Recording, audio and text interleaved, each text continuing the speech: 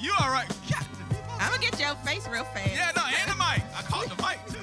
Yeah, you try to catch the mic, you drop your face. Like, woo! I'm glad it was not recorded because, man, He got that was you. a line. Was it? Just like the slogan says, the man wrapped it all around. Right. Kenny, Like, you was wrong for not knowing the slogan. correct. Kenny, you are good. I ain't trying it with Kenny Honey. Man, I dare not try Miracle over there. Like, I did one, I can't do another. But, Oh, no.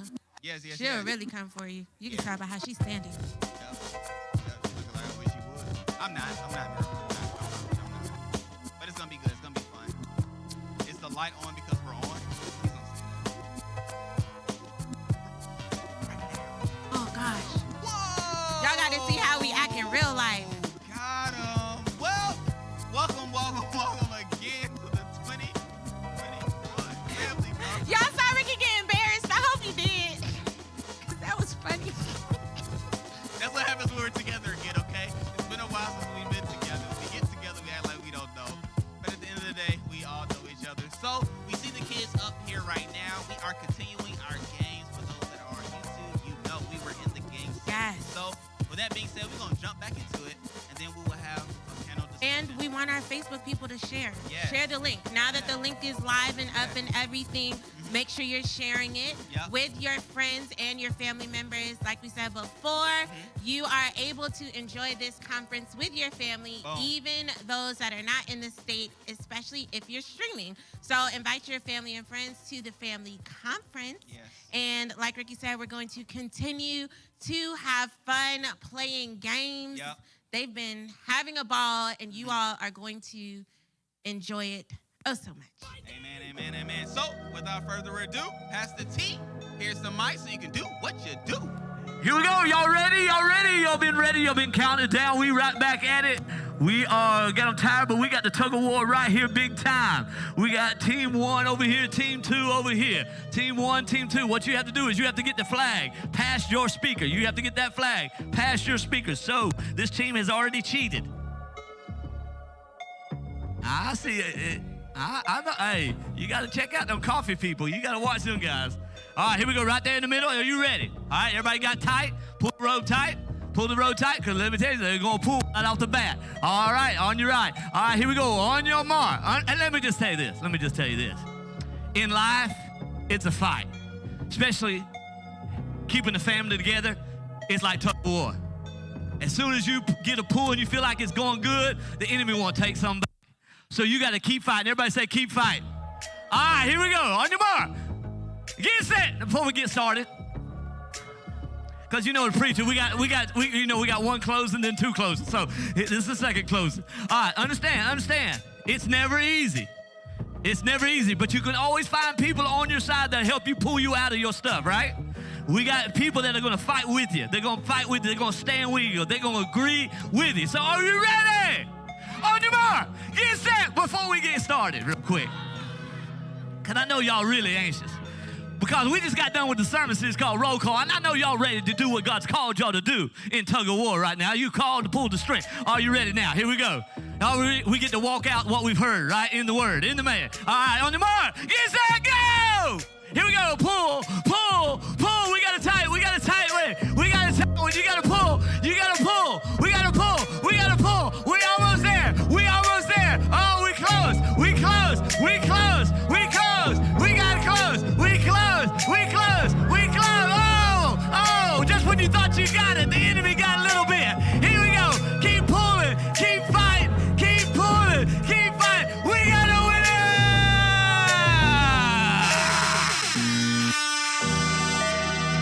Good job, Team 1. Sit down. Team 2, you are the winner. Go to right there, Miss Emerald. Got you taken care of. There we go. Good job. Hands were burning. Smoke was flying. But Team 2 got through. Now, for this next game, I need 4 adults. So, I need you to go pick 3 people out, and you go pick 3 adults. Because you know, me being from 863 Polk County, I had to bring a Polk County game up in 813. And we call this the tractor wheel. tractor wheel. I know y'all ain't got tractors in 813, but we got tractors in the 863, and we like to go slinging a little bit. So we're gonna just see how much. See, I'm gonna see some of y'all parents need to lead by the kids. The kids jumped up. See, the adults ain't getting too excited about this. Come on, let's pick. Here we go. Come on, let's go. Here we go. Let's get them. There's some adults over here. There you go. All right, we got some right here. All right, that's your team right here. All right, that's your team right here. All right, there you go, right there. Where's your team? We got another team over here. There you go. Come on in here. Come on. All right, climb inside the tire. Right there. You're gonna stand on it. She'll show you how to do it. All right, we got 4 over here. All right, come on, climb up on inside the tire. Inside the tire. There you go, facing that way. All right, you're facing that way. There you go.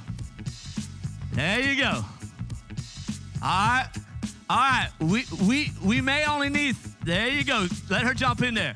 All right, you're telling them what to do. All right. You're the mastermind. We got 2 here. Oh Lord, we got Pastor Lamar over here. All right, we're gonna face that way. You're the guy driving the tractor.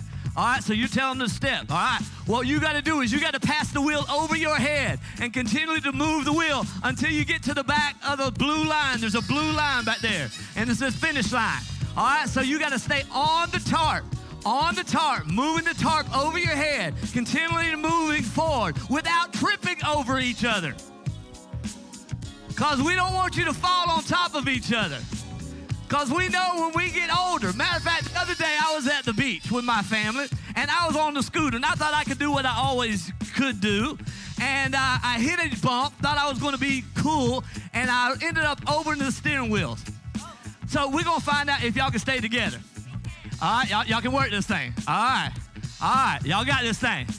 All right, take your little steps and stay on the track. All right, I'm going to say on your mark, get set, go, and then you go, okay? All right, and you're guiding them. There's a blue line to the back. First one to the blue line is the winning team. I say on your mark, get set, go. Work it, walk it. There you go, teamwork. Teamwork makes the dream work. Work it together. Oh, we got a tight race. There you go. One's moving really slow, one's moving pretty fast. Here we go. First one to the blue line.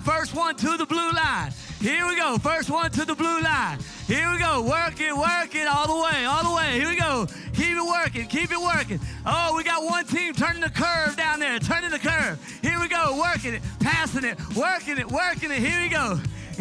Keep working. Push it. You gotta push. Push it all the way through. Come on now, all the way, work it. Here we go, all the way through. Here we go. Come on, we got one team ahead. Team 2 over here is leading up. We got to push all the way. Push it through, all the way. Push it through, all the way to the blue line. Here we go. We got a winning team. We have a winning team. Y'all were close. Y'all were very close. Very close, but y'all lost. We got the winning team right over here. Team 2, give it up for where's Miss Emerald right there? Go right here. Miss Emerald's got a prize for all of you. Thank you. Give it up real quick since you. There we go. All right, real quick. I need 2 adults. Matter of fact, the lady in the white back there. The lady in the white, yeah, that's you. She's looking behind her, but there's nobody else in the white shirt. Right here. This one right here, yeah. That's you. Yeah, she's pointing to herself. Me? Yeah, you. God has called you forward. Now, on your way up, grab somebody. No, the one behind you. No, pink. My bad, pink. I told you I didn't get the eyes with this shirt. Here we go. You got to get your partner. All right, and then yeah, come on. There you go. Oh, you got a friend. Here, okay, that's what I'm talking about. You used to be friends till after she pulled you up on stage. Used to be friends. All right, real quick, I need two more people from this side real quick. There we go, in the right here in the red shirt. Pull you up a partner, grab you a partner. There, she's following you already. See, you will lead, they will follow. Here we go. There you go. See, you didn't even have to call her. See, isn't that amazing what Jesus does? As soon as you move and you step out, God will bring others to step out with you. That's what I'm talking about. Right up here on stage. Come on, here we go. You know, I do got a little preacher in me, so I like to preach every chance I get. Here we go. So what we're going to do is, since the TV didn't get to see our very first game, you got to see our first game. So you get to do the first game. You make the tower, 5 cups on the bottom. Okay, you saw it. Okay, I'm talking to the people on the TV. Since you didn't see it the first time, you put 5 cups on the bottom, then build the tower, then you let her come and tear it down and build it back up, because the enemy wants to come and destroy whatever we try to build, right? Amen to that. So who's going to be first? Who's going to be first? All right, here we go. Who's going to be first? All right, as soon as you build the tower, you tag your partner's hand, they come in, tear it down, and build it right back up. On your mark, get set, go! Here we go, push it. All the way, 5 on the bottom, all the way across. 5 on the bottom, all the way across. 5 on the bottom, all the way across. There we go, push it. Oh, here we go. Oh, here we go. Hit. Yo.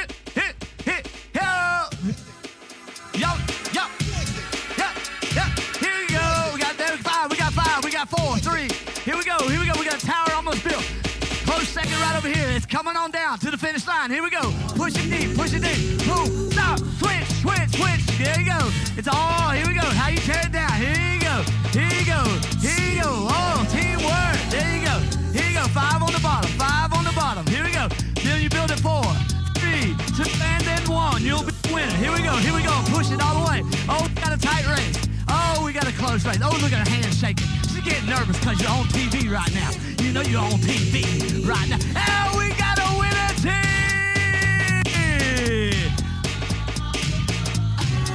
She's dancing over here. She think all she got was a $5 gift card. Good job. So you mean you'll dance like that for a $5 gift card? That's what I'm talking about. Go right over there and see Miss Emerald, and she got you taken care of. Be blessed and have a great Sunday. Thank you, sir. At this time, we're going to give it right back to Brother Ricky and Miss Crystal Poe. Where's Crystal Poe at? Our Crystal used to be Poe. Now it's Crystal Jones. She leaving you high and dry. She left you high and dry. Oh, she's slow. Oh. She there? There you go. All right. So let's give it up again for Pastor T, playing the games, leading us in games as he does oh so well. We thank you, Pastor T. And so, as you all know, like we said, we're going to play some games. We have a panel discussion that we are about to get into. Now, I think there is a video. Is there a video that we're going to see? Yes. Anything else you would like to say? You're going to love it. So, that being said, wow. So let's go ahead and cue the video. Then we will have our panel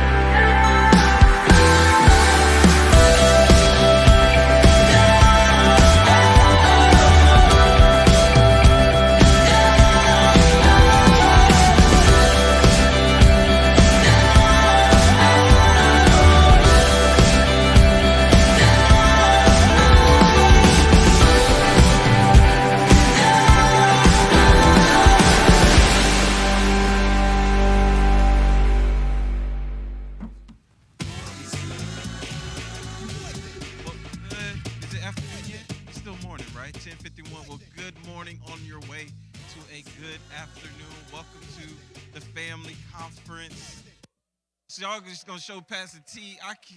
Y'all was a lot rowdier about, like, do I need to play a game first?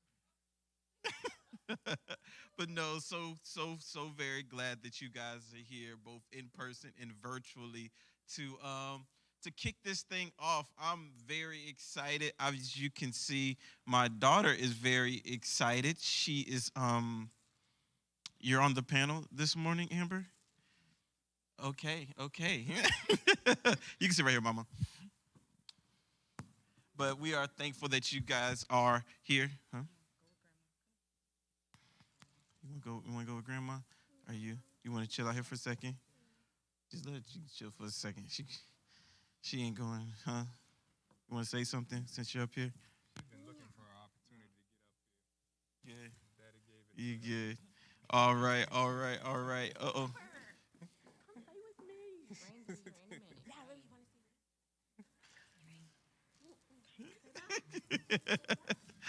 Well, amen. This is live, so and families are all involved, so I guess anything can happen. And so we're like to say we're thankful that you guys are here. Thank you for joining us.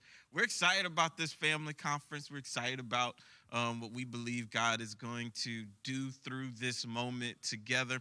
And so we always like to have like a fun moment before we jump into the conference and the series and the message and the content. And we have like our family panel. And per tradition, I call it a tradition. We've done it 3 times, right? Per tradition, we like to have a little fun with this. So we pull clips, right? We pull clips from some of our favorite TV shows to bring up moments and things that happen inside of a family environment so that we could just talk about them, right? We could just talk about them, use the clips to break the ice on some topics, and see where God takes us from there. Pastor Deborah, you have something you want to say? Pastor Lamar, Pastor Rashida? They're good over here. They've seen these clips, and I see notes out, and they are fired up and ready to go. So we'll go ahead and start clip number 1, and we'll jump right into it.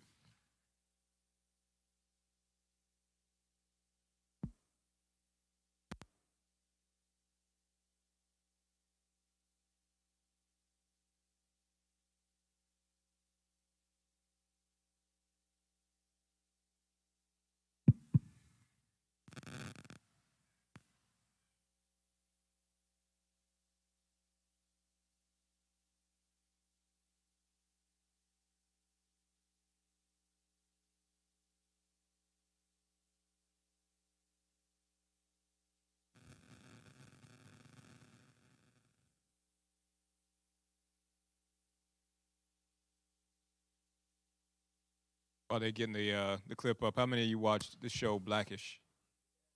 Blackish fans in the building? Watching? Y'all stream Blackish? Like y'all watch, what is it, binge watch Blackish? Just keep it going? Okay. What season are they on now?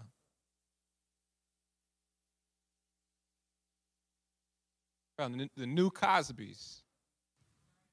Some of the younger kids is like, Cosby's. The new Cosby's, you know? No, there's some younger than you, man. They was like, Cosby who?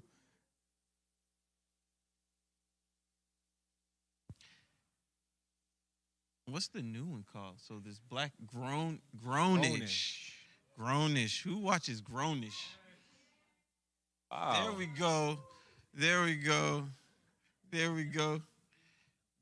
Mom, you haven't made it to Grownish yet? Grownish takes it to another level. It takes it to another level.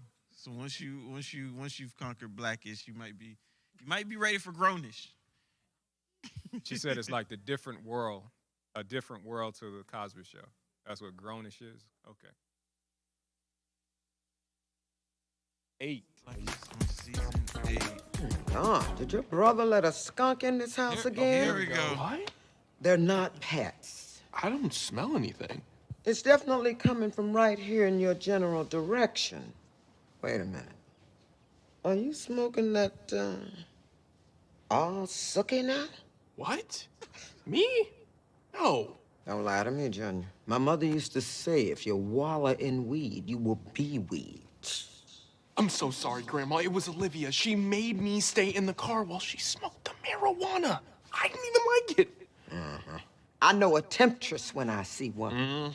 What with that beautiful skin and that killer curl pattern and Kyla Pratt vibes. Yep, those are the ways she's tempted me. Well, fortunately, there's a way back for the both of you. At my church's youth revival this weekend. We're there, if you think they'll have us. Oh, they'll have you. They let Janet's grandson back in after what he did in that mall fountain. Thanks for giving me another chance, Grandma. I'm sorry I let you down.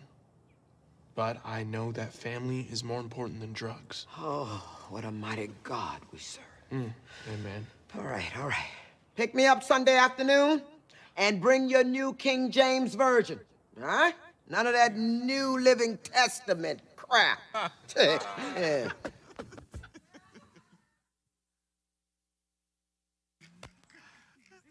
Oh man. But yeah, that is a moment. My daughter is all of 4, so I have yet to have an experience such as that in my household. But Amber does have things in moments where we can tell that something has influenced her. Amber had I'm gonna say it was a short spell of we were getting letters where Amber was dancing on the tables at her preschool. Of course, Amber has never danced on top of a table in our house, and we've never seen this before, but we were getting letters that were letting us know that Amber was enjoying herself during lunchtime via entertaining the whole class by standing on top of the lunch table and dancing. And we heard there was yelling also involved once she got to the top of the table. I just think she was preaching. I think she just was preaching. But, obviously it was a situation in which we were like, Amber, where did you get this from? Amber, what made you do this? Amber, what's going through your head? And likewise, like I say, it just made me think about where we point to, right, when there is something going on. Where do we point, our kids to, and how do we address when there's behaviors going on or things going on that we know it doesn't reflect the values that we have inside of our house.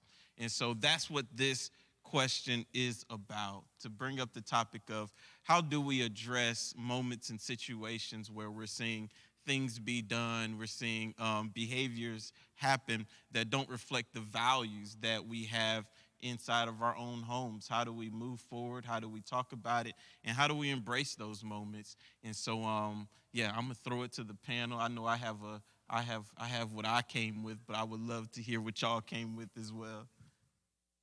Well, I can say definitely. The Bible said, "Who did bewitch you?" Yeah. Which that means that people around you will influence you. And when you see a behavioral change, my first thing when you all were growing up was, who have you been around? Who have you been hanging around that would influence you in such a manner? But I also want to say it in a different, look at it in a different way. Sometimes your kid is the influencer. And so you have to take that in consideration, because automatically I noticed when I looked at the clip, she was like, oh, it's that temptress. I mean, he's sitting there like, I didn't even want to do it. She just did it while I was sitting in the car. You couldn't get out of the car? I mean, you could have gotten out of the car. So, and to me, that shows like a shifting of values. And so again, as you said before, you have to start to look at, and even you personally, if you have friends who say, well, you do something or say something, and they look at you and go, well, that's odd, or where'd you, is that the way you thinking now? And that means that something has come into a person's life that is influencing them, or seem to be more attractive, or maybe I just want to see what it's like, not understanding that sometimes seeing what something is like will capture you. And then you'll find yourself in a web that is very difficult to get out of because you didn't really share those type of things. So again, surroundings influence you. They just do. And again, anytime that my children or even people that I know, when they start to change their behavior, I'm looking to see who have you been spending your time with? Who is it that is causing you a challenge in your values? And then try to talk that person through what they may be experiencing. I just would like to take this moment, you know, I'm up here, right? And a lot of times my parents would give examples of things that would happen in the house, and they would never disclose the name of the person, you know, just for privacy's sakes. I just want to remove my name officially from any story about any kid that was smoking weed. I never smoked the weed, and so it's in between the other three for you to figure out who was the weed smoker, but it wasn't Pastor Brian. I didn't do the weed. But I have the mic, so I can clear my name officially, because everybody will run around the church. They'll go around the church and pray for all of us. And I was like, it wasn't me this time, you know? And so thank you for keeping our name secret, but I would love to remove my name from that bucket and say they have to look towards the other three for the answer to that question. Amen. Pastor Lamar. It was nobody. It was none of them. That was Pastor an Lamar. example. That's the power of the microphone. I know. Power of the microphone. So I have an 8 and an 18-year-old. 8 and 18. Oh, well, they will be in a few months. 8 and 18, and they're girls. And I don't have an answer to that question yet. I'm still exploring. Yeah. Having an 18-year-old girl is interesting. Come on now, y'all. Yeah, laugh, laugh. Any brother in here that doesn't have an 18-year-old girl, you will soon understand, right? But my thing is, so I have there's a running theme in some of the answers that I have to the clips, and it's patience. Like, be patient. Don't be quick to respond. Like, watch and wait. And be sure that you've done a thorough job of collecting all your evidence before you begin trying to give your answers. True. Right? My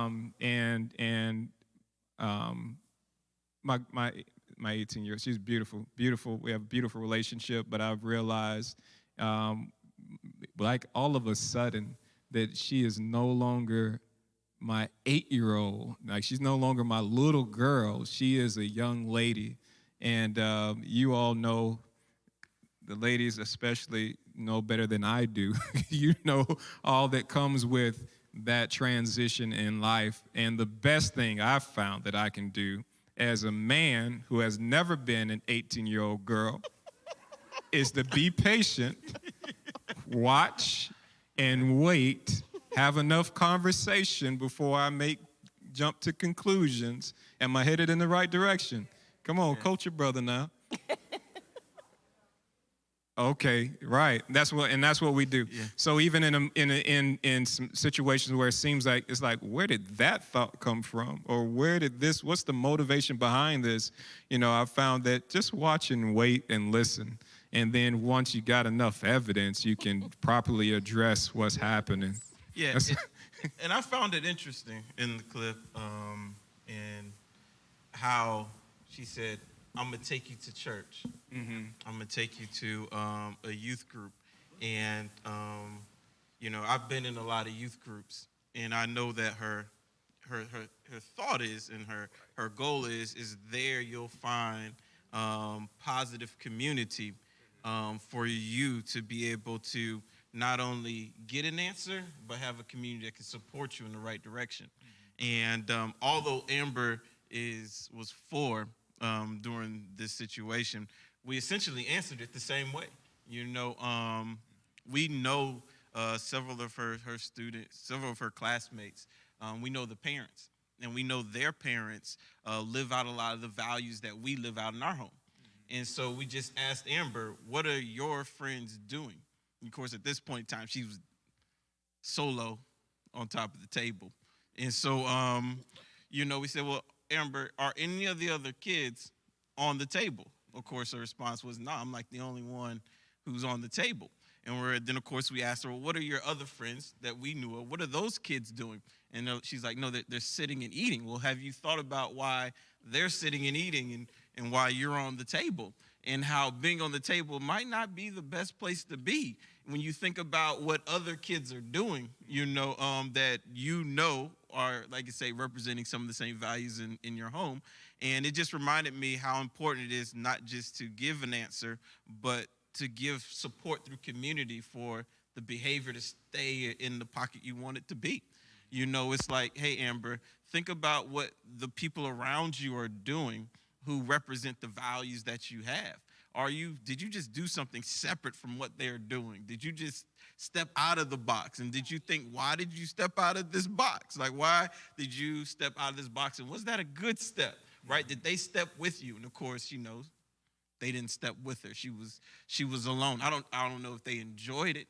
They may have enjoyed what she was doing on the table. But at the end of the day, it was just so great for me to see her, even at 4, stop and think like, I was up there by myself. No one else followed me on top of that table. Maybe I should sit down and reflect on why I got up there and why they didn't. And is this something I want to continue to do? I just want to say for parents of my age, this is so different than the way we raised our children. And I think it's so important that... You got beat off the table. Exactly. Now they get talked off the table. They get talked off the table, you got beat off the table. That's right. If I come by that school and I see it was so, and I'm making this note because in watching my children, all 4 of my children have children, watching them raise their children is so different than we raised our children that I have to sit back and take note of the way they're doing it in order for me to now reach my grandchildren, because it's just not the same. Information is different. What they see is different. What they can comprehend is different. So we may have some parents out there that, again, you would call us old school, but going, no, I wouldn't have tolerated that. But this is a new kind of a generation, and obviously it worked. Versus you, getting high blood pressure over it, stressed over, screaming at it, telling the teacher maybe you don't know how to teach. You understand what I'm saying? It wasn't my daughter up there. It wasn't my daughter up there. I don't know what you're talking about. Or again, Brian said you got beat off the table. It was like, yeah. I better not hear that report again. I'm going to be sitting in class with you. But again, I just want people to take note that in this generation, there's some things that are being done differently in the home, and obviously they are effective because I'm watching my grandchildren grow up and be obedient to their parents without the necessary screaming, yelling. Everything does not require a spanking. Although I'm so happy that my children still believe in spanking their children, because that's what the Bible say. Amen. That was my only comment before we perhaps go to the next clip. Yeah. So next up.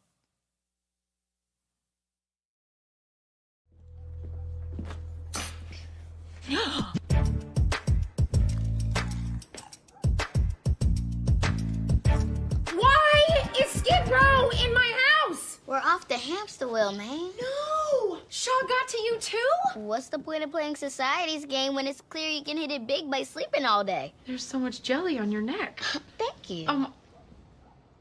Zoe, are you tan or are you dirty? Mark Zuckerberg never changes his hoodie. Billionaire tech artist. Oh my God. I'd show you the beautiful art of my dance, but standing is for sheep. Is it now? Bah! You stink. And you know what else? None of you are talented enough to be starving artists. None of you, okay? And I'm your mother. I'm your biggest fan. And do you know how this is gonna play out for you? You're gonna fall behind at school. You're gonna get get stupid. You're gonna get skin infections because you don't shower. And then when you turn 18 and your dad and I kick you out, you're just gonna roam the streets. And you're gonna do really bad things for small amounts of money and chicken nuggets. And then you're gonna die in the gutter. And people are just gonna step over your little lifeless body on their way to Pinkberry. Does that sound good? Huh? Sound good to you? You like the way that sounds? I think I'll go do some algebra. Yeah. I'm gonna hit the shower. Go hit the shower. Me first. My areas are disgusting. Yeah. And?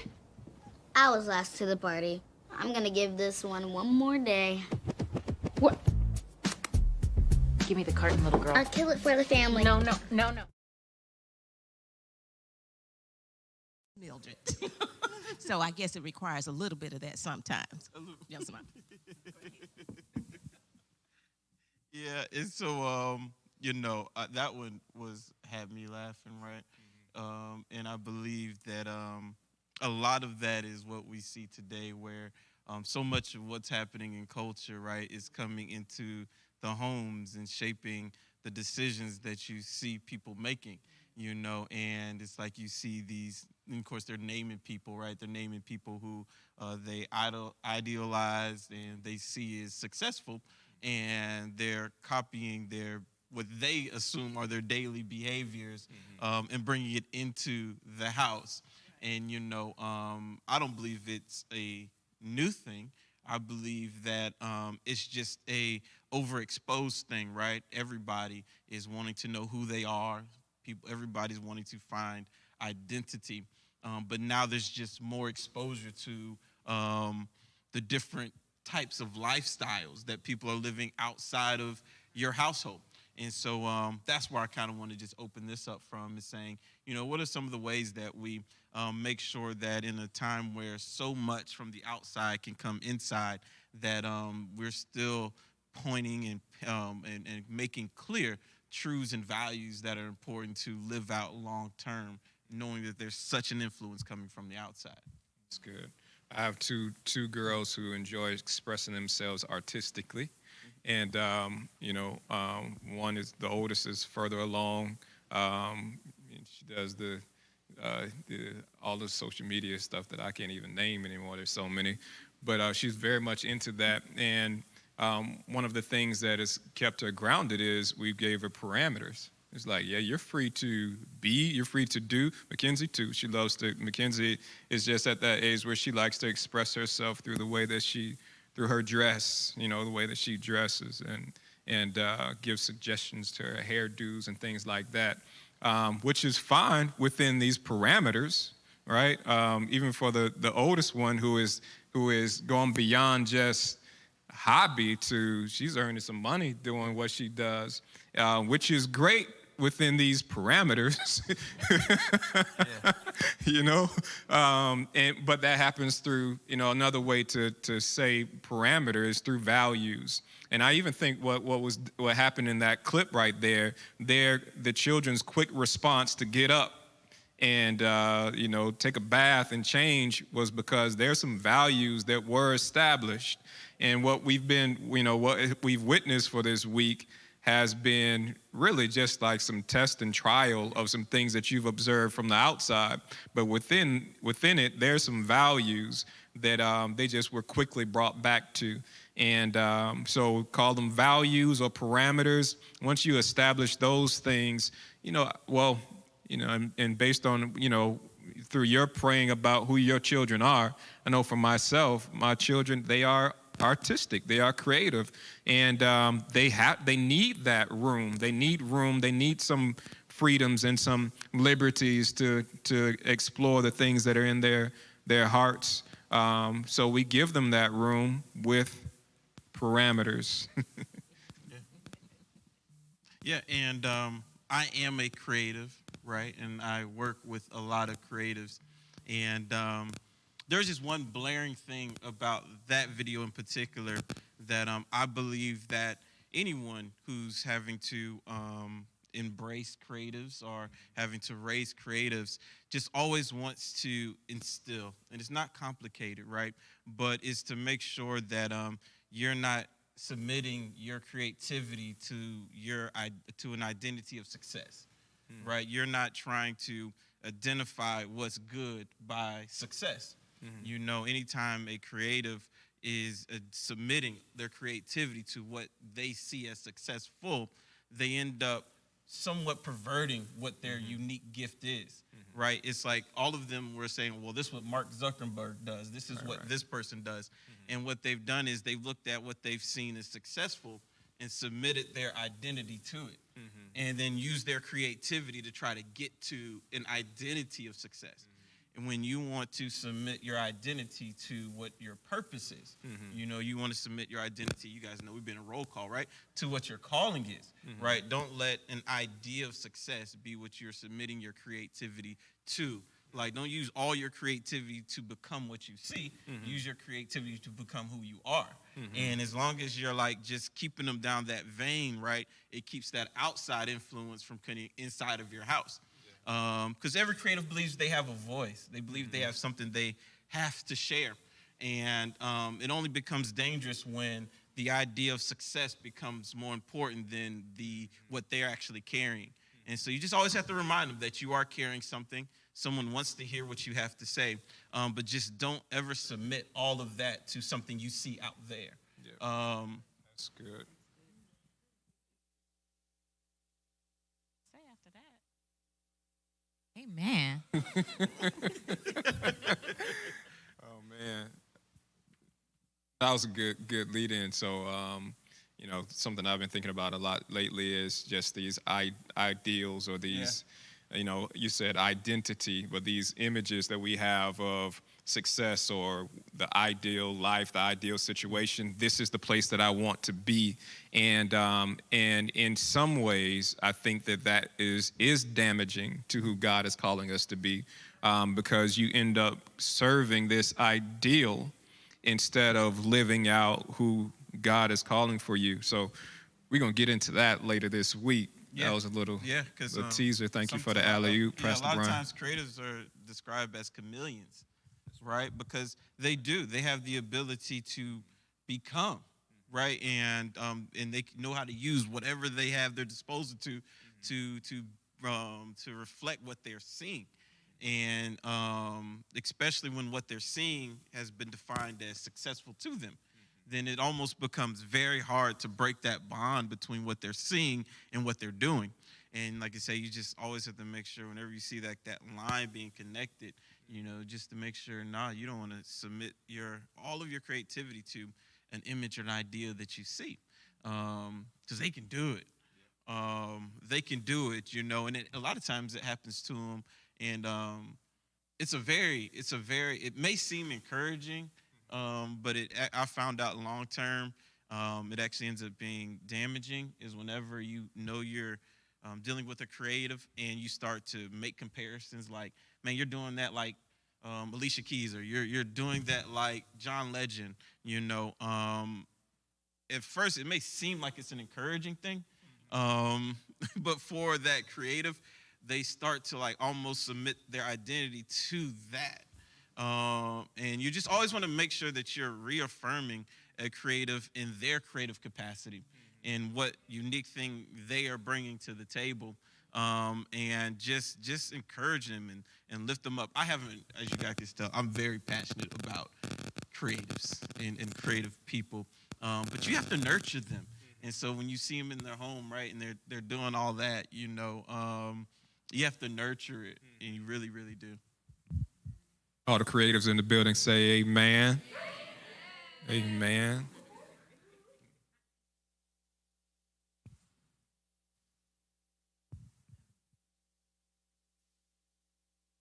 Oh, next clip. And we've reached our next culinary destination, Malaysia.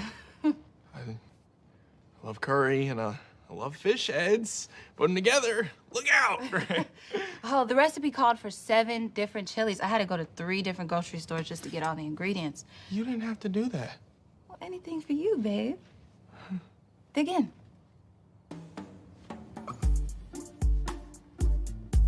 Is everything okay? Yeah, no, just Savoring the aromas. Mmm, delicious.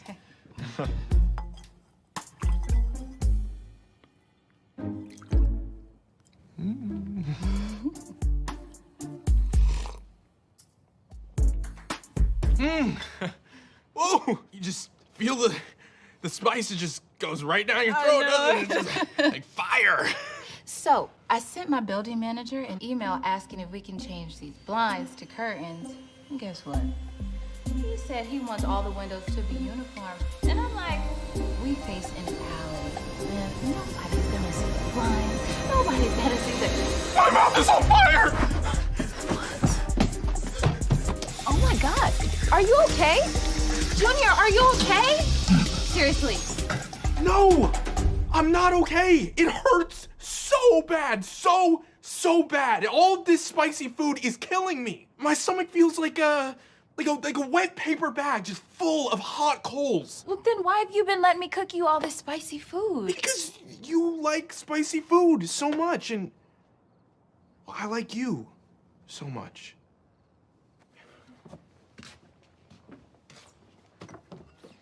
You know we don't have to agree on everything to date, right? Of course I don't know that. Everything that I know about dating, I've learned from watching my parents and Think Like a Man movies.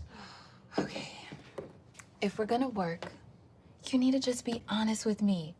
I'm still gonna like you for who you are, okay? Okay. Unless you're in a frisbee golf. I mean, it's just a waste of park resources.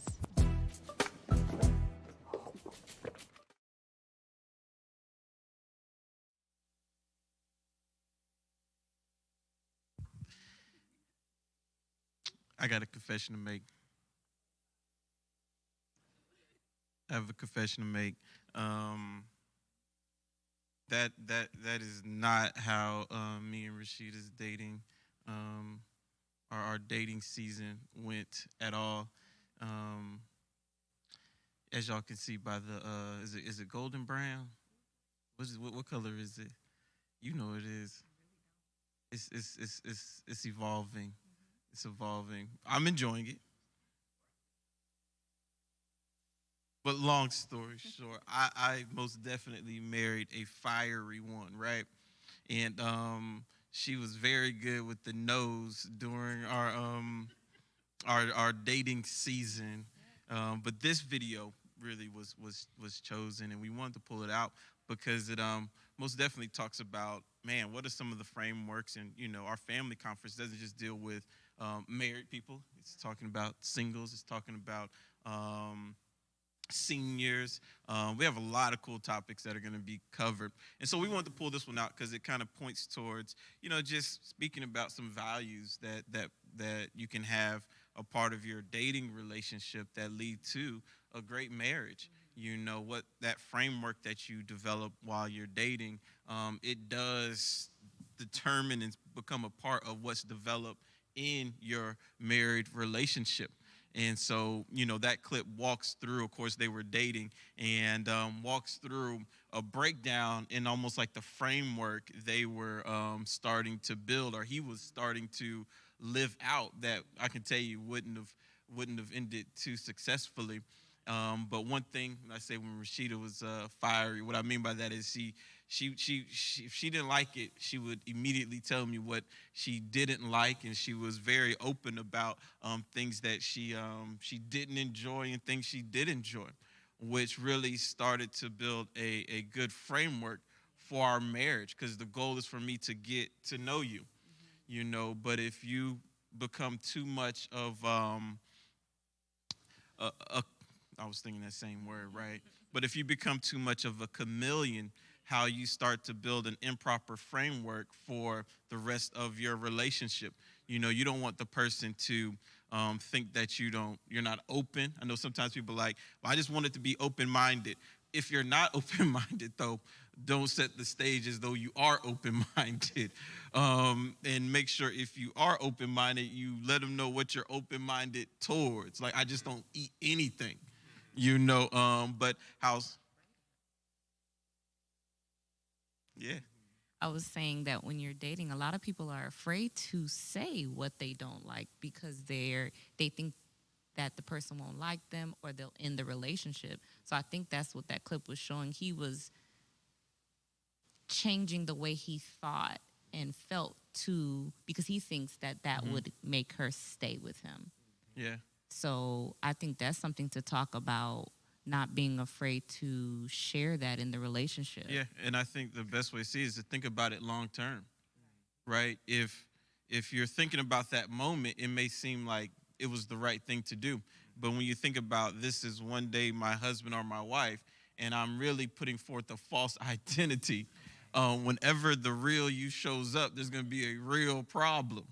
And so although it might not be the most positive thing to say, or you might not think it is the thing that will help you grow closer in that moment, always have to just think about the framework that you're putting together for the relationship that you're going to be developing.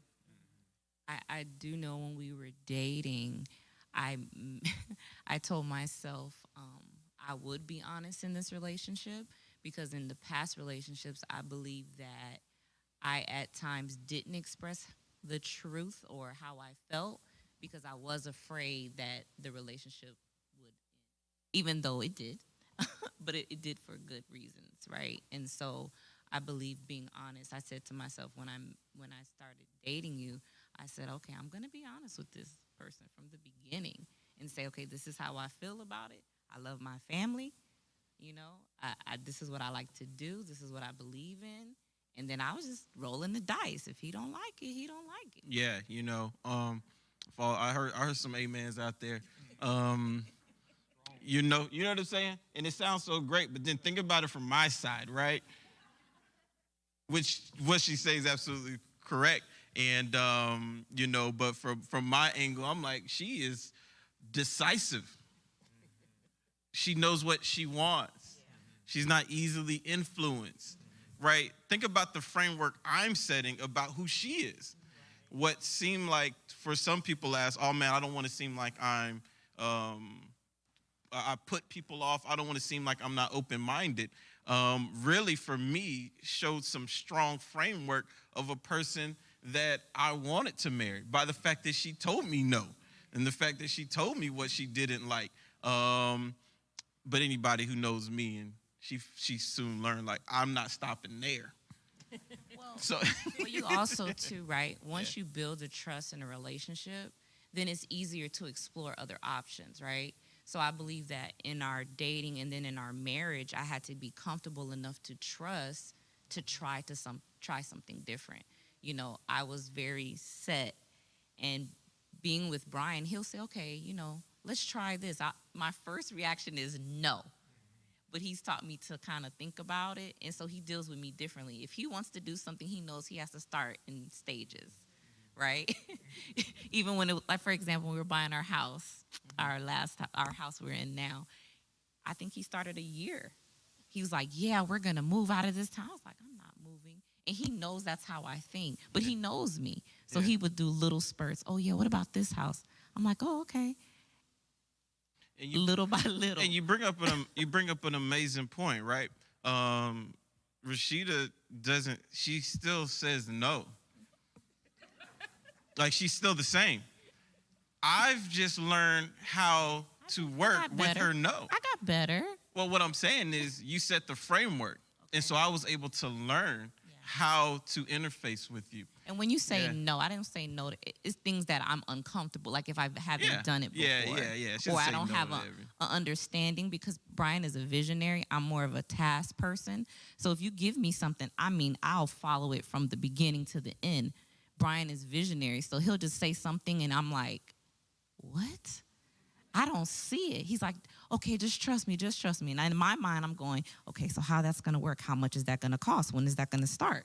So I think we play off of each other. Yeah, and so one thing I've learned, right, is don't ask her, right? If I need a yes right away, I need to ask her ahead of time, right? I don't ask her when I need a yes, right? No, I love it, right? So now I know to ask the question before I need the yes. And so I'll ask the question 6 months before, 3 months before, like, hey, like she mentioned with the house, like I brought up a house a year before I started looking. So over that year, she came back to me. She was like, I think I'm ready for a new house. I figured you would be by now. I wasn't actually going to go get one a year ago, but I knew I've learned over these dating years that if I need a yes right now, I need to put time ahead of it. And then for big monumental things, that's a big thing. I think they get the point. Right, but little things, you have helped me change my thought process. That's a good influence. What I'm saying is you're a good influencer. Yeah. I get a lot more yeses now is what she's trying to say. I get a lot more yeses right away. But I most definitely have learned, and I'm so great that she was honest about how she was from the beginning, because it gave me the ability to learn how to interact with my now wife. But it happened while we were dating. I think that it is important to be honest in any situation, of course, because otherwise you don't really know who you married until you settle down, or things come up and you have an argument only because you hadn't really been honest about whatever it is that, whatever information that you're wanting to share. And I just wanted to throw this little caveat in it. In the fact that most women do think like Pastor Rashida. If you bring me something, women automatically start generating a ton of questions. If you need to let them know it's kind of you all have worked out how you do it, it's an idea, because you're going to get at least 10 questions. I think we need to move. First thing coming, where, what kind of house, what am I going to do with the furniture in this house? Am I getting new furniture when we do this? Are our kids going to have to change schools? And you just passed by a house and thought, man, I really like that house. We should move in a house like that. But for women, we start, so you need to know how to stop us, because otherwise, and we'll keep asking, and if you don't give us answers, we'll go find some. We will go, and I'm just talking about relationships, singles, and we'll go look for a house, and we'll start bringing you pictures of houses since you seem to be lazy about what we're about to do. Y'all laughing, but women, how many you look at the women? You see them, every one of us is going to do that. So it is important that in any relationship, singles, that you be honest with one another from the beginning, because thinking you're going to lose someone because of it, when the rubber meets the road and you really, like he was like, I can't take this anymore. I've been doing this, but I can't take this anymore, and you explode. Then, like her, she don't know what happened. You've been eating this. In turn, ladies, I love football. I sit down and I watch football with this guy, and he's like, man, I got me a homie. She like football. She ain't like other women. She like football. And then later on, when she's doing everything else except for watching the big game, and she's, want to go to a party, or she got something else she want to do, you confused now too, because it's like, no, this the big game. And she's like, no, I bought this new dress. And you said yes. Mm-hmm. So you all get what we're saying about honesty. So that's good. I think you nailed it, Pastor Brown, when you talked about, you said think long term, or have foresight. That's what we need, more foresight. I know we have some. I'm praying for your parents. I know we have some younger people who are starting to date and things like that. And I think that this is important for you to get right, understand now, foresight, like be able to see beyond the moment. What is this going to look like in my future? Does this fit? Does this person fit? Does this situation fit? Does me saying yes in this moment fit into what I'm planning to do in the future? And so I pray that we all just have more foresight, more ability to see down the road, and then I think that will inform our decision today, being able to see where we're going, where is God taking me, informs me for this decision I'm going to make right now. Yeah, that's good. Just one other thing concerning, since we're saying dating, I think you need to know what page everybody is on. Am I dating because I just want to go out and have fun and you're a fun person? Am I dating because I'm actually looking for a spouse? Because sometimes mixed signals are given, or a woman or a man does not know how to interpret your hints.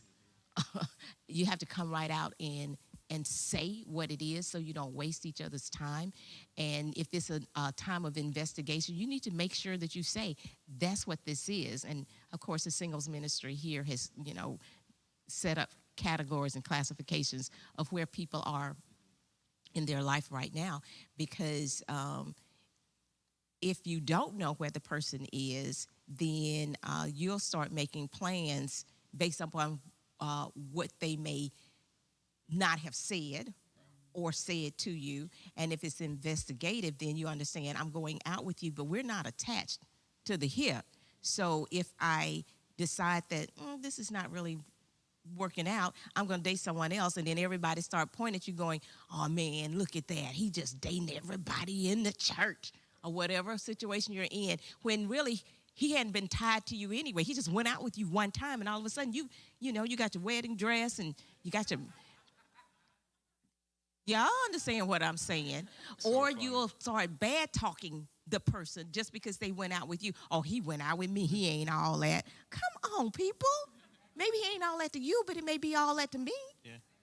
So I'm just saying, if you're honest with what you're doing, then hurt feelings won't take place, and we don't have to be liars. The Bible did say that to Christians. Let us not lie to one another.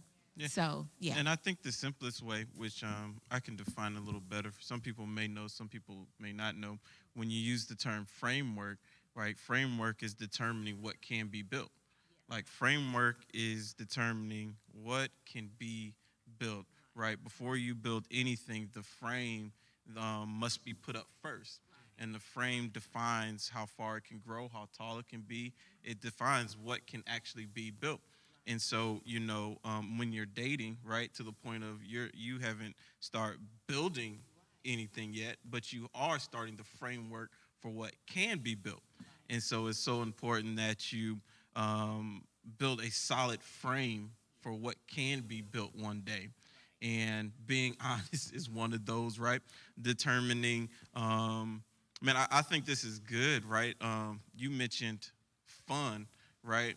And I think one of the coolest frameworks that you want to establish during a dating relationship or while you're dating somebody is, how do you guys interact, right? I've seen couples where, like, they joke their way through life, right? That's how they communicate. They joke their way through life. So I've seen couples who are sarcastic in their interaction, right? They just look like they're making fun of each other all day long, but they're making progress.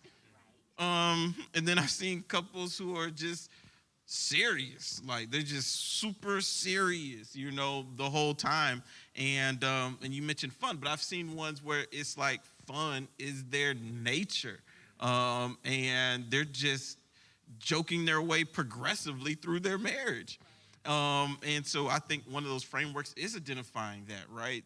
Like, in how you you kind of know it already, right? Your another word would be, what is your personality, right?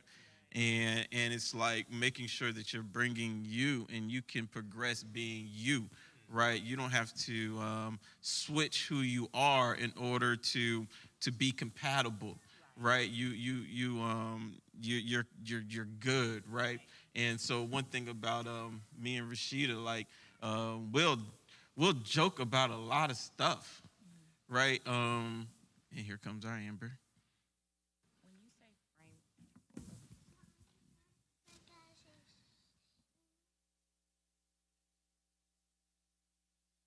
Okay. Come over, As you baby. can Come over, clearly baby. see, this is live. When you were saying framework, the Holy Spirit told me you shouldn't start building until you have framework. Yeah. I think, and so when I see framework, I think blueprint, drawing it out. A lot of people in relationships build before the framework. So they go into the relationship saying, okay, I'm looking for a husband. And then they start building before they get to know the person. I think that's a lot of things that we have to correct in dating. When I was dating Brian, the first thing I didn't think about a husband. You know, I just said, okay, this is a nice guy. I'm gonna get to know him. As years passed, then I started to think, but that wasn't my intention in going in. And I believe that is the disconnect. Some go in trying to build what they think is needed first without having the framework. Yeah, and I made a comment earlier about the color of Rashida's hair, and what I was really referencing is like the start of our relationship. And one of the things that just a lot of what she was saying is when I first met her, she had red hair. And what I thought was amazing is she looked at me and says, "Are they gonna be okay with this?" She's like, "My hair is red. I'm not changing it." She also had like a nose piercing. She was like, "Are they gonna be okay with this?" Like, you know, and it was just amazing to me that. And she referenced it before, but I just want to go through some of the small little details of what the conversations were. Just stuff that was like that I see, you know, a lot of women doing now. Like, if you don't like my hair color, I'll just change it. She was like, "Are they gonna be okay with this? Are you okay with this? It's red." And I looked at her. I was like, "Yeah." And when you say that, when you're in a relationship too, you start to, are you going to be okay with it? Yeah, I'll be okay with it. And then conversations, well, you know, I really don't like red hair. Sometimes as women, because we love that person, we'll start to change what we really want. So I noticed in the relationship, like I knew Brian liked long hair. That's just what he liked. So I would do certain things. And then the more you evolve, you start to say, okay, what do I like? What makes me happy? And me thinking he would not approve, I actually went to him and I was like, I'm gonna cut my hair. He was like, oh, it was an emotional day in our household. All right. It was and I an thought to emotional myself, moment. what's the worst that could happen? It was an emotional you ain't gonna moment. divorce me because I cut my hair. And then I started to enjoy it again, like, oh man, I'm gonna do this, I'm gonna do that. And I just would watch him and he's like, okay, cool. But I just telling ladies, let's not get to a point where you're starting to alter yourself because you think the person you're in a relationship with or your spouse wants you this way. It's cool to get your opinion. Do you like this? No, I really don't like. Oh, okay, I like it. And it's okay that I like it. And then you'll get to another level in the relationship or the marriage. Thank you. Yeah, but the framework was there. My hair is red. You okay with that? You saw it. Yeah. I had one more point from that clip. For parents, you know, one of the things that Junior said when he revealed how he really felt was, he was like, he said something to like, I don't know how to do this. I've learned everything I know from watching my parents. That's what he said. And which then says to us parents is like, you know, we have to make sure our children are exposed to conversation. How did you work this out? I know sometimes our first inclination is to do those things behind kind of closed doors or whatever. But and maybe with more intention. You know, there's some things that we need to make sure that they see us have conversation. They see us voice different opinions. How do you work out? You think one way, I think the other way, and how do you work it out and have conversation that everybody still on the same page at the end of the day? Let the kids see it. So because one day, having foresight, they're going to have to do it. And if they don't observe it in their homes, then they're going to have to struggle through it and find out these things somewhere else. So. Pastor Lamar, when you say that, because I was raised a little different, right? And so when my parents started having discussions, we were told to leave the room. You know, so it's a different culture because now even when me and Brian are talking, Amber's sitting right there and she's looking, right? And then she'll say certain things and I'm like, man, I didn't even know she was listening. So for the new generation parents like us, the ones that have little kids, how do you change that? When do you know? Maybe Pastor Deborah can talk on this too, because you guys have older children. When do you know to keep your child in the room and to make sure they leave the room? Well, you know what? So again, and I keep saying this because I'm surprised by it more than you all may be. So I have an 18-year-old. I have an 18-year-old and an 8-year-old. My 18-year-old has told me on several occasions, I don't want to know. There are things that she does not want to be exposed to. She tells, I want to be a kid.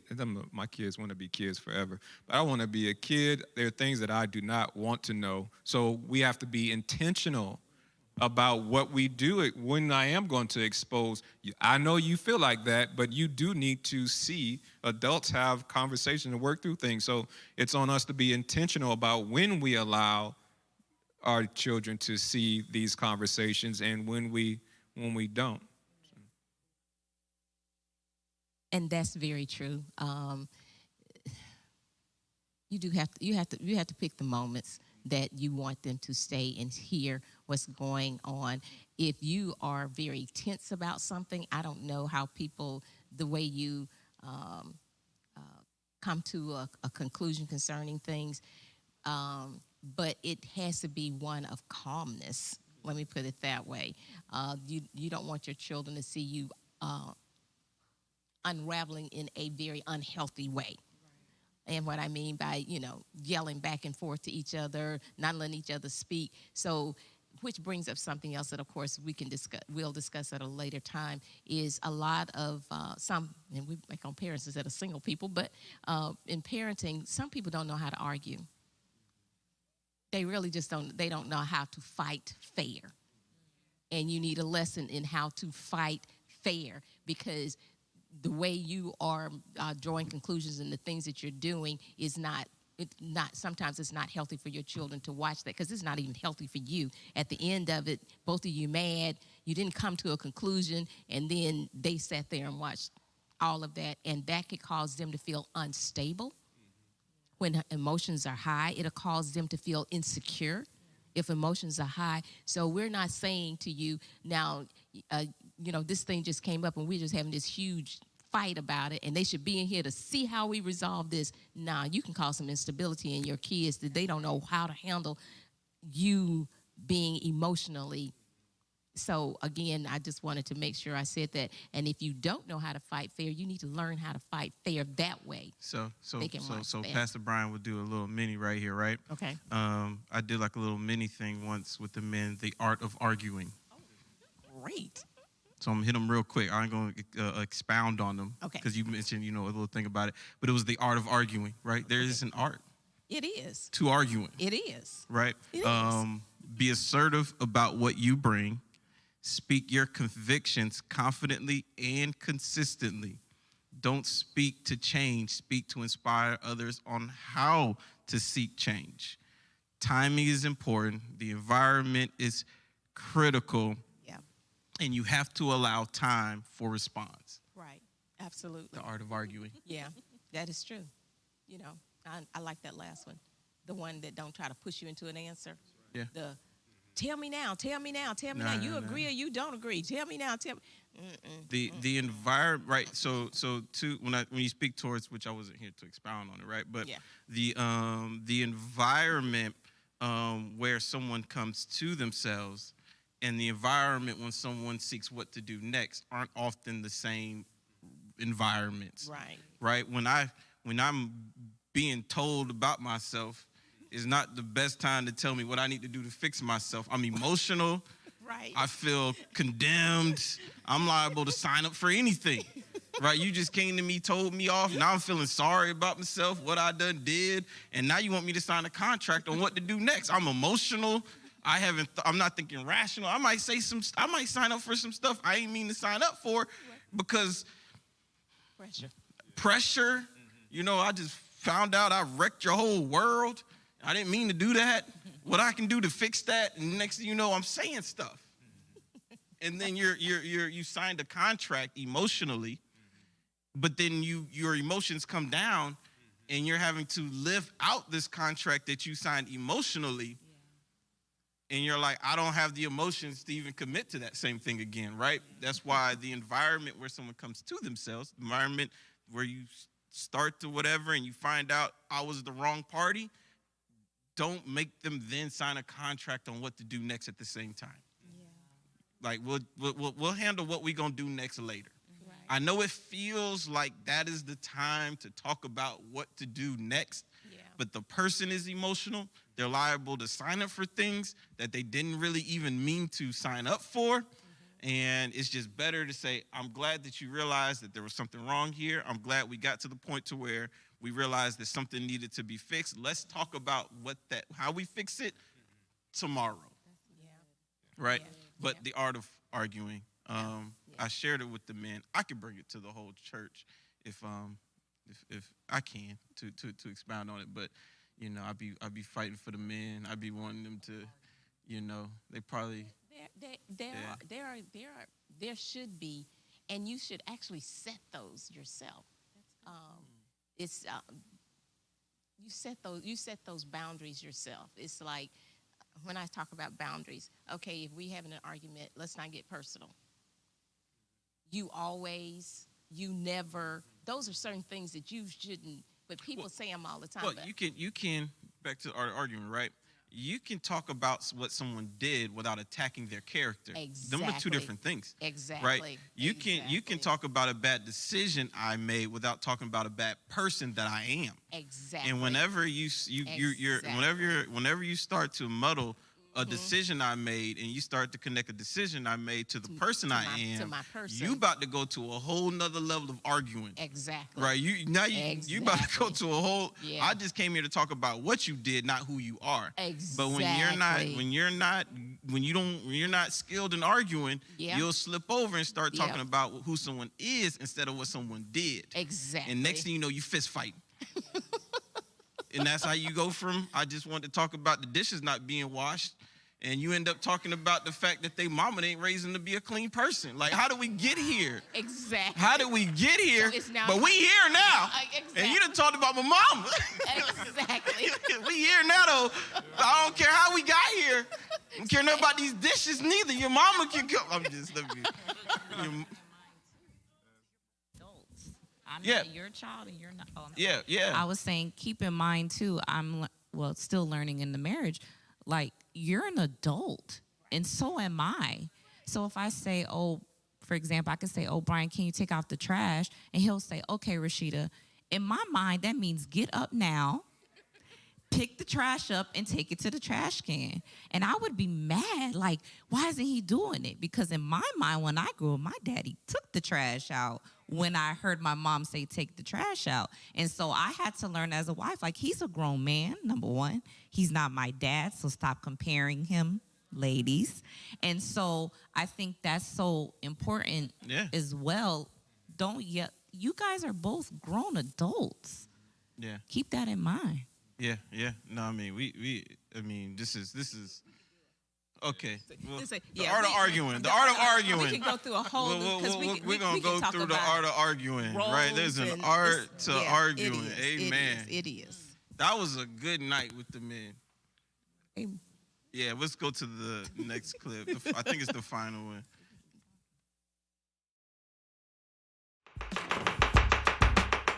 Hi, babe. Hey, babe. Can you believe your son? Huh. All right, he's trying to change the police and Medicare and potholes with social media posts. Of course he is, Dre. Online activism works. It has brought attention to police brutality in a way that we've never seen before. It's toppled dictators, ended Roseanne's career. You should be proud of your son. He's getting in good trouble. Good trouble? Yeah. Bo, I occupied the A building, and Howard Jr. is occupying my couch. Dre, you sound so old right now, and you rarely sound young. This makes your Drake sings too much to be a rapper look cutting edge. Dre Jr. has as much fire as you had at his age. He's just using his voice differently. Bo, protest without some sort of sacrifice is just words. Ali, he lost the prime of his career. King lost his life. And what did the black squares that everyone was posting do? Nothing. Huh? Nothing. You want to know why, Bo? Because it was just a gesture. And that's exactly what our son is. A black square. You're proud of that, aren't you? A little bit. Yeah. Yeah, just wish he was here for it. Mm-hmm, of course.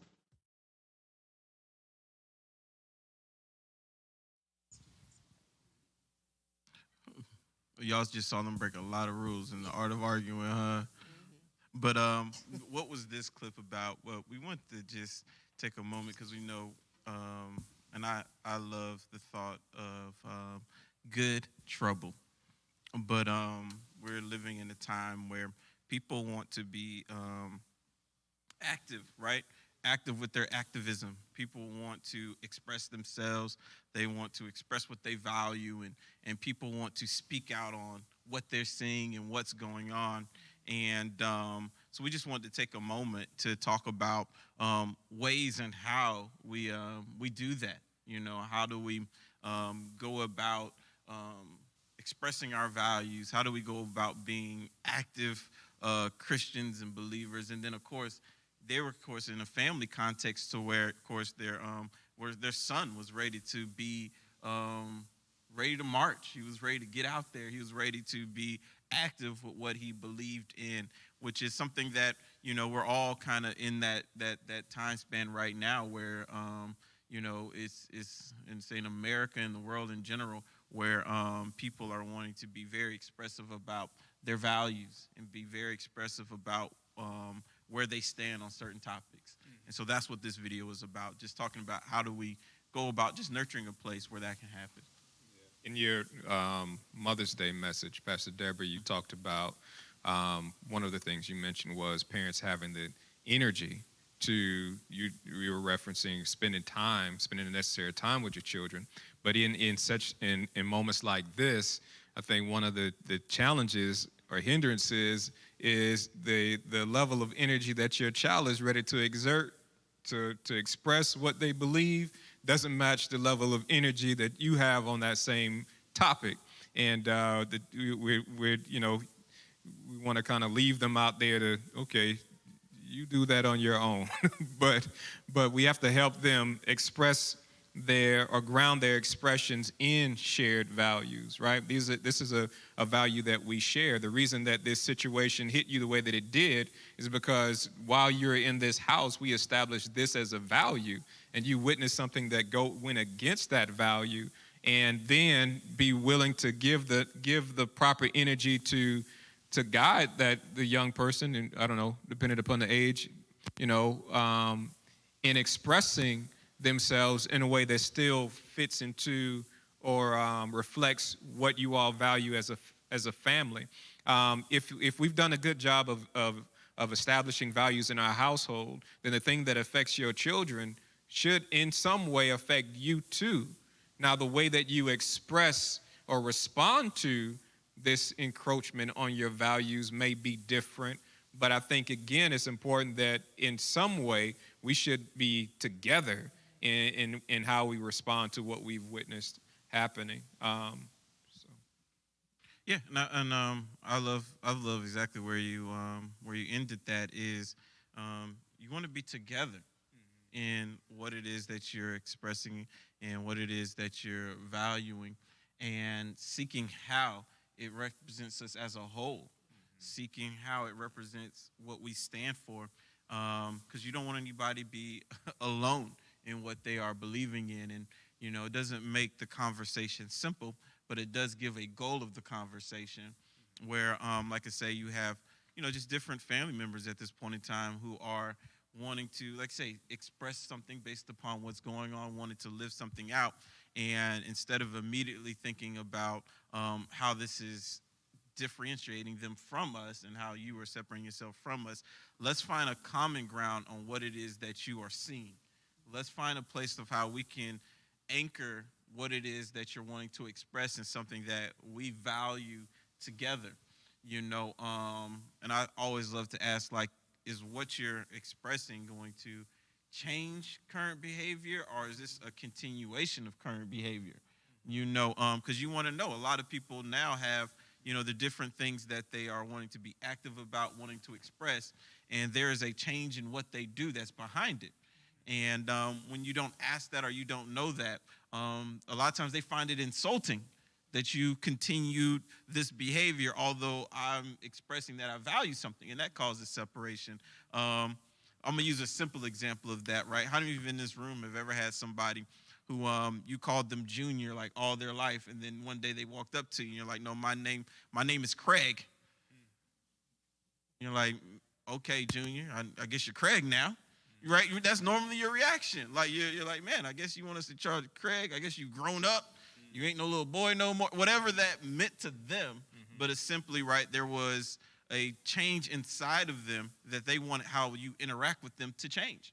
And anytime we ignore how they want that interaction to take place, we start a process of devaluing them and separating them, right? The moment he tells you he wants to be Craig and Junior no more, and you keep calling him Junior, he's gonna feel like you are devaluing me. You aren't seeing what I'm seeing as change.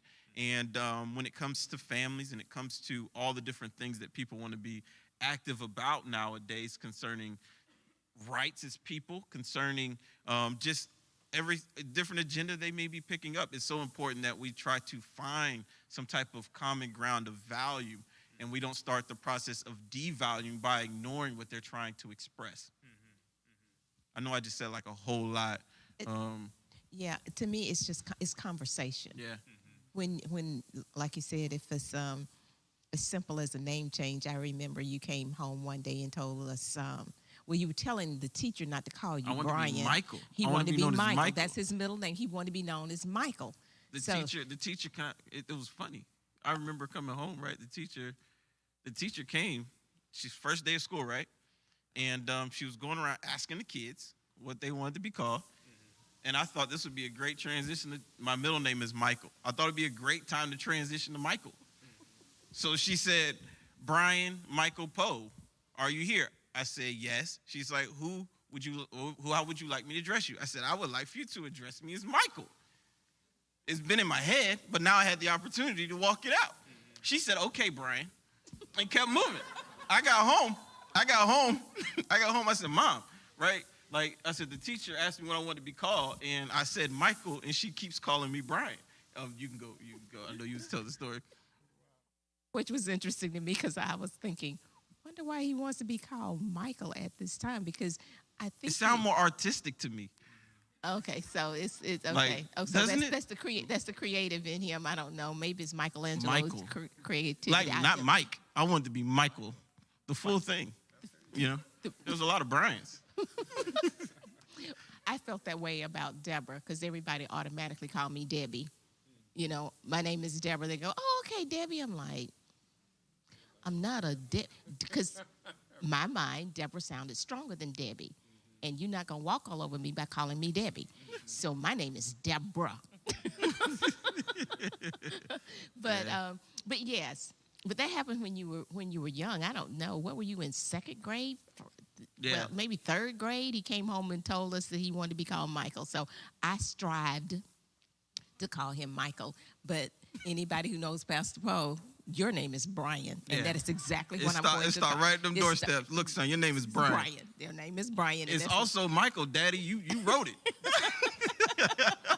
True, and he picked that one. He picked Michael out. Yeah. But that is true. I think it takes conversation, and we sometimes have to be willing to have a conversation and listen. I think a lot of times we don't really listen to people. We hear the words, but we're not listening to people to try to figure out what actually is going on in their heart. And sometimes it's just in their head. And it gives you an opportunity if you're actually listening and not trying to figure out your answer or trying to figure out how you're going to change them. You know, because sometimes when you're having conversations with people, you're trying to figure out how you're going to change what they are saying instead of listening to what they are saying so that you can actually respond and have a real conversation about what's happening. So when it comes to things like that, I believe that it requires conversation because, and you know, even now when we have dinner, you guys are saying stuff, and in my mind, I'm sitting back thinking, that's an interesting thought. That's an interesting way that you all are now seeing things. They're different than the way I saw things or and I say in some things I saw. Other things I will inquire or talk to you a little bit more about, because I'm thinking, I don't think you have all the facts about what really happened, especially if we're talking about something that happened in the past. I'm thinking you don't have all of the facts if we talk about integration, because I was a part of the first people that integrated in schools. And so because you didn't have that experience, then I'm like, I don't think you have the right perspective of what actually was happening and what the temperatures were and why we chose not to do certain things that sometimes I hear younger people say, oh, I wouldn't have done that. I wouldn't have took that. Well, you're in a totally different environment. There's different influences that are going on, whereas what you're talking about could have landed me in a position and a place that would have been difficult for me to get out of. But doing it the way that I did it, I was able to advance further. So that's why I'm saying it requires conversation doing those things. And I think the most important thing we can do is just listen. A lot of people don't know Pastor Deborah was like an overachiever. What's that word? Scholastically. No, tell them what age you went to college. 16. Yeah, she was. Mama was getting it. And so I'm just saying to point towards some of the different societal changes that were going on. She was 16 heading off to college in the state of Alabama. And so she's like, I hear what y'all saying. Amen.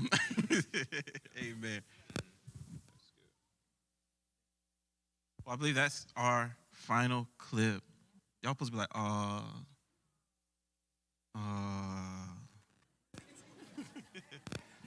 but amen. But thank you guys for joining us for our panel discussion this year.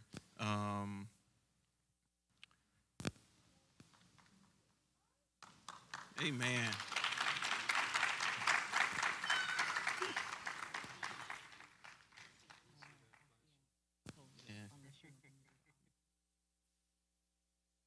Is that a host thing? That sounds like a host thing. Absolutely. But I think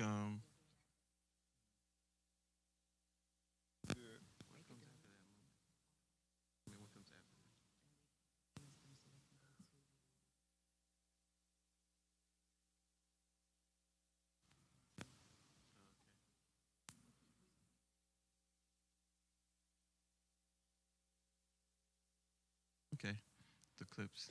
So we can move to the clips for the speakers. And so this family conference tomorrow, right?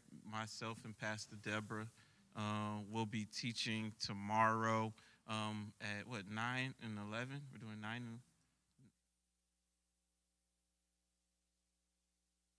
and 11:30. I'll be teaching at 9 o'clock. Pastor Deborah will be teaching the 11:30. But during the week, we actually have some speakers for different sessions that we'll be having. I'm super excited about the speakers this year. And so we have some clips that they've done so that you guys can get an idea of what some of the topics are going to be, some of the and the speakers and who they are. So if y'all ready, they can roll it.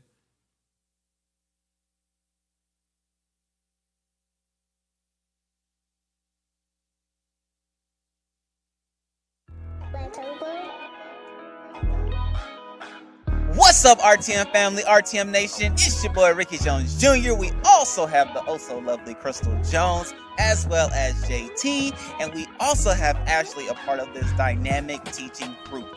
You guys, we can't wait for you to join us for this Together Again conference. We have some amazing things to share, and you're going to love it.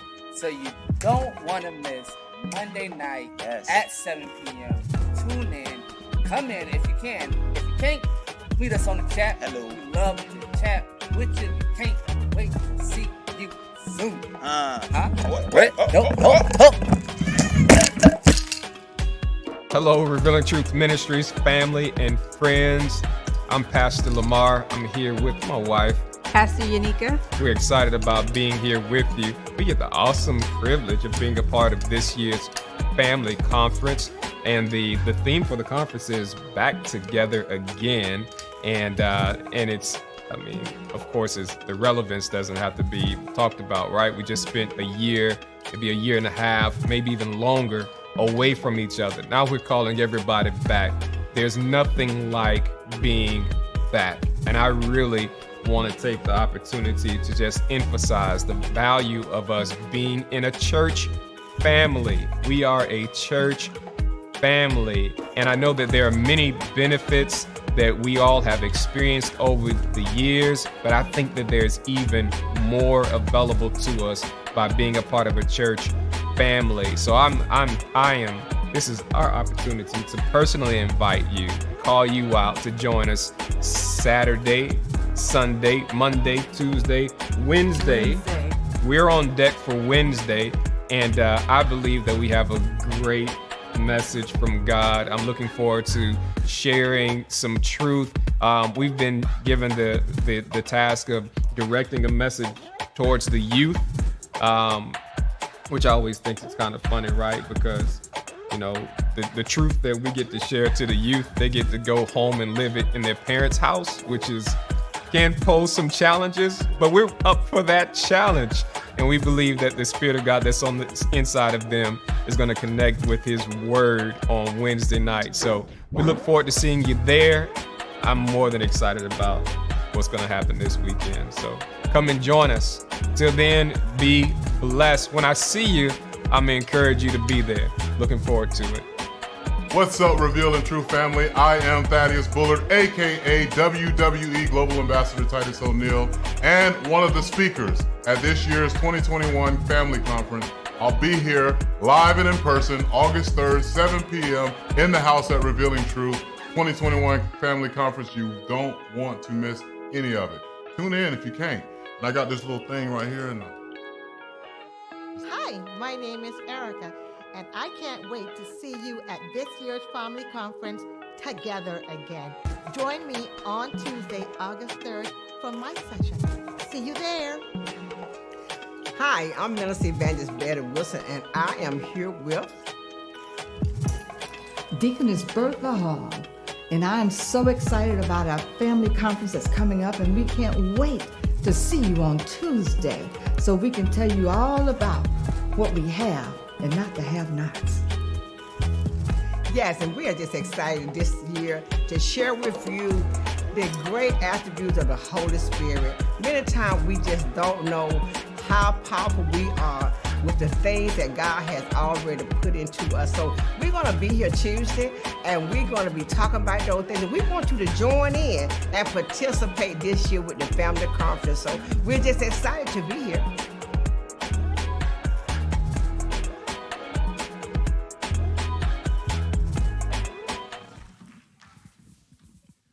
All right, so as you can see, all of the phenomenal speakers and the days in which they are teaching and sharing, like, it's going to be a fun family conference, right?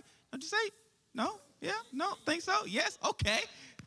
Okay, well, let's get your hands warm again. Let's give a hand for our pastors in doing what they do oh so well, starting us off with the general session. You don't have to leave, you know, it's up to you. We're together again. We're together again, as you can see, doing what we do. So Chris is going to share the various things that are going on outside. And before we go. Yes, so we have food trucks outside. Make sure that when you came in, you did get your ticket. We have colored tickets. We have the red and the blue for the meal, but if you're only going to get to experience that food if you're here to experience it. Hello. So for those who have joined us online, we're so glad that you did join us. It's not too late to, you know, drive yourself on up here and be together again with us. But we are so grateful, so thankful that you did decide to join us for the Together Again Family Conference. We hope that you continue to join us throughout the rest of the conference days, whether online or in person as well. And last but not least, if your child is looking to jump in the bounce house, please make sure they have the yellow wristband that is on my wrist, and their shoes will be off and jumping in the bounce house. Okay, so it's all represented what we have going on right now. So with that being said, Rain, is there anything you would like to say before we go? We told you we had kids. They're here. Hello, everybody. All right, okay. Oh, Ricky, you want to say? Hi, everybody. Okay. All right. With that being said, we love you all. We are together again, and we will be going outside to take part in the festivities. Okay. Yes. All right, y'all.